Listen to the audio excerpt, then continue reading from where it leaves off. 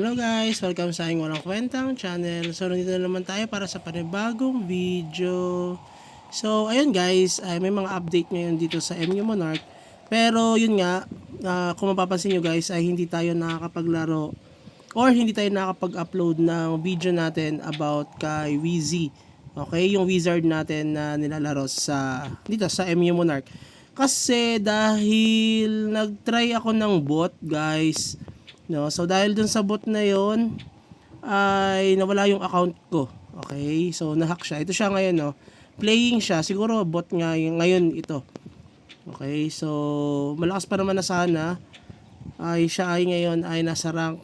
Ilang araw na medyo naninibago lang ako kasi ilang araw din ako hindi naglaro. Simula nung nag-bot tayo, guys, ay siguro nung nawala nga siya, hindi ko na ni-retrieve dahil medyo na busy tayo. Siguro parang pang 5 days na or 1 week na siyang hindi ko hawak guys yung si Wheezy. So yan siya ngayon. Okay? Tingnan lang natin yung update ko nangyari sa kanya. So medyo pinapataas niya na yung natin, yung mga fire natin. Yan, hindi niya pa rin naman binebenta. Siguro ginagamit niya yung account natin, no?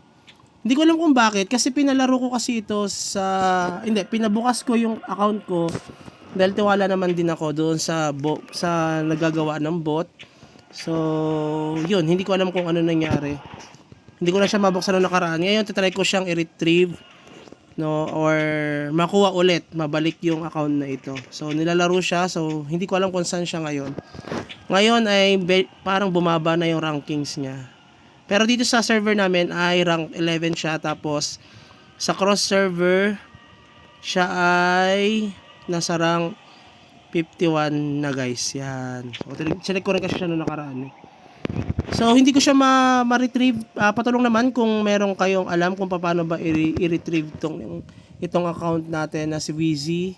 Dahil ilang araw na rin siya nawawala at naliligaw na landas. Pero siguro nilalaro pa rin naman siya kasi naka-open pa rin naman siya.